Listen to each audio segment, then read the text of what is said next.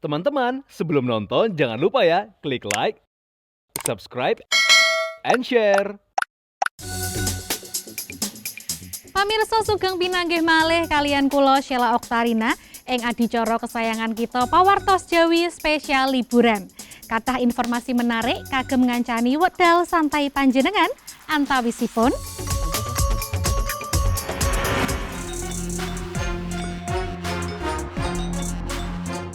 sekar rohani bab salib ingkang kathah kagungan artos lebet. Momen langka kru pesawat nindakaken perjamuan suci wonten tengah penerbangan. Jelajah budaya aksi teatrikal prosesi margi salib wonten Sydney. Pamirsa menika Pawartos Jawi spesial liburan.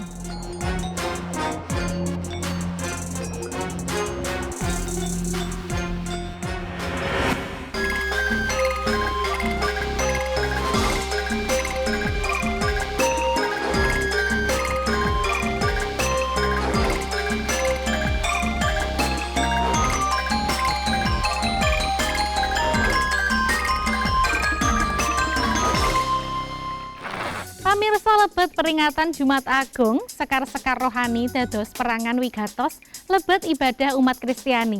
Wonten episode spesial wekdal menika, kita badhe ngerembak secacah tembang rohani bab salib ingkang populer, sarta kalian maknoipun. Boten namung menika mawon, wonten ugi cariyos menarik bab momen langka wonten ing setunggaling penerbangan. Ing pundi kul pesawatipun nindakaken perjamuan suci wonten ing udara. Penasaran nggih? Menika informasi sajangkepipun. Hidup yang putus asa tak berarti. Pamirsa, kula tetep nyepeng salib Yesus. Dados sekar ingkang asring dipun nyanyekaken kalian umat Kristiani wonten ing saperangan ibadah. Kanthi lirik ingkang ngresep ing manah, sekar menika nggambaraken teteking iman sarta pangajeng-ajeng wonten ing satengahing sedaya ujian pagesangan.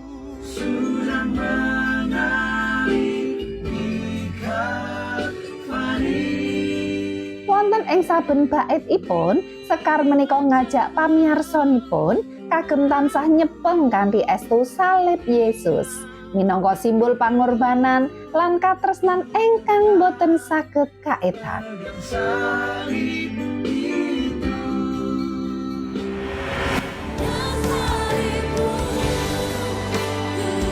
Pamirsa, amargi salib Gusti ugi dados salah setunggaling sekar rohani ingkang kathah dipun nyanyekaken wonten gereja. Sekar menika nguntapaken raos syukur ingkang lebet sanget.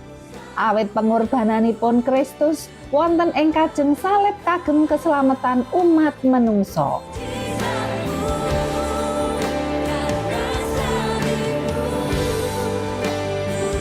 Lirik sekar menika nandhesaken bilih langkung salib umat Kristiani nampi pangapunten lan pagesangan enggal.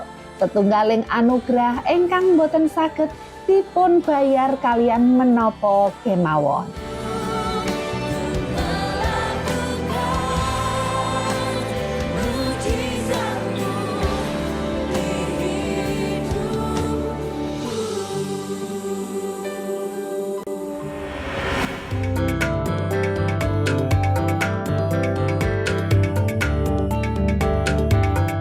Pamirsa, setunggal momen unik kedadosan wonten ing salebeting setunggal pesawat komersial. Wekdal kru pesawat nindakaken perjamuan kudus sedangunipun penerbangan. Lebet video ingkang sumebyar, kapirsan pilot lan pramugari ngempal kagem derek ngibadah ingkang dipun pimpin kalian setunggaling pendeta. Piyambakipun sareng-sareng mundhut saperangan lebet perjamuan kudus kalian kebaing kekusukan. Pagi hari ini kita bertiga lagi tugas harus tetap mengadakan perjamuan kudus, itu mengenang akan kematian Yesus Kristus di tahun yang lalu di kayu salib. Dia mencurahkan darahnya untuk menebus dosa-dosa kita. Dimanapun kita berada, jangan alasan nggak bisa beribadah. Baru pertama seumur hidup nih. Sanadyan ngibadah limrahipun dipun tindakaken wonten ing gereja, Kru pesawat menika nedahaken bilih ngibadah ugi saged dipun tindakaken wonten ing pundi kemawon. Kalebet wonten ing satengahing pedamelan piyambakipun. Lelampahan menika ugi nggambaraken kados pundi iman saged dipun gesangaken lebet ing padintenan. Malah ugi wekdal nembe nyambut damel utawi wekdal tindakan. Dengan iman, ingatlah dan percaya bahwa tubuh Tuhan kita Yesus Kristus telah dipecah-pecahkan sebagai harga penebus dan untuk menyelamatkan kita. Amin. Menyucikan dan menyelamatkan kita. Amin. Kru pesawat ingkang nderekaken perjamuan kudus menika nedahaken bilih wonten ing satengahipun karibetan pedamelan, piyambakipun tetep ndadosaken Gusti Yesus minangka tuntunan ing pagesangan. Lelampahan menika dados inspirasi kagem kathah tiyang. Bab wigatosipun tetep ngibadah lan tansah ngenget pengorbanan Kristus salebetipun kawontenan ing pagesangan. Firman Tuhan itu jangan dibuat untuk menyerang, jangan dibuat untuk cari duit, mengolok-olok orang lain. Lakukanlah panggilan masing-masing sesuai dengan apa yang diberikan kepada kita ya. Di hari Jumat Agung, dia mati jam 12 sampai jam 3 siang, waktu kejadiannya langit gelap, tirai Allah terbelah dua. Sudah Yesus minta anggur asam itu, berkatalah ia, sudah selesai, it is done. Lalu ia menundukkan kepalanya dan menyerahkan nyawanya. Wah, sekar-sekar rohani kasebat saestu kebak ing makna lan estu ngiyataken iman nggih pamirsa. Boten gumun malih menawi dados populer lan asring dipun ginakaken kagem ibadah. Lan ugi tentunipun kedadosan perjamuan suci wonten pesawat kala wau ugi sanget nginspirasi. Boten namung kagem umat Kristen utawi Katolik, nanging kagem sedaya umat beragama. Kita tilaraken pawartos kala wau pamirsa, salajengipun kita badhe melampah-melampah dugi Medan kagem ningali salah setunggaling gereja wonten mrika ingkang arsitekturipun mirip kalian kuil. Kinten-kinten wujudipun kados menapa nggih? Pamirsa, menika pawartosipun.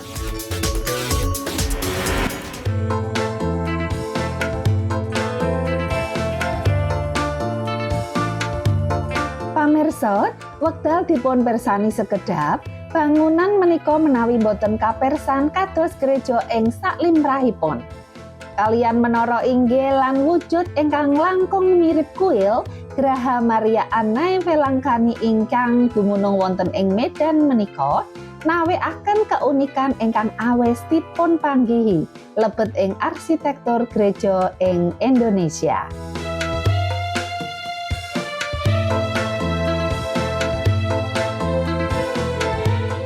Gereja menika kaperang saking secacah tingkat ingkang kagungan makna spiritual piyambak. Warna-warni cerah ingkang hiasi bangunan maringi kesan megah lan simbolis. Sawetawis interioripun dipun kebaki kalian relief sarta lukisan ingkang nggambaraken mlampah ing iman kekristenan. Saben detail lebet bangunan menika dipun rancang khusus kagem maringaken pengalaman ibadah ingkang langkung lebet kagem para jemaat lan pengunjung.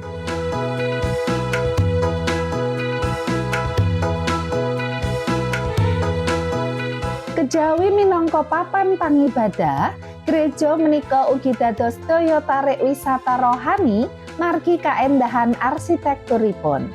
Ornamen ingkang khas lan kemanunggalan budaya ing saklebeting desainipun dadosaken Graha Maria Anna Velangkani minangka salah satunggaling gereja paling ikonik wonten ing Indonesia.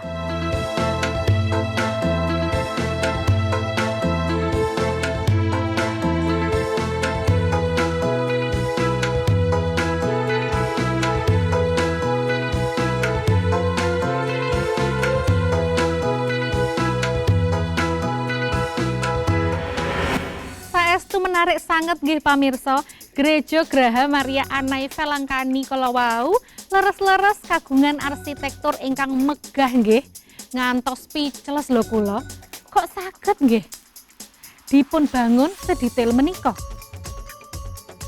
Pamirsa sasampunipun pawartos Jawi badhe wangsul malih kanthi informasi menarik sanesipun.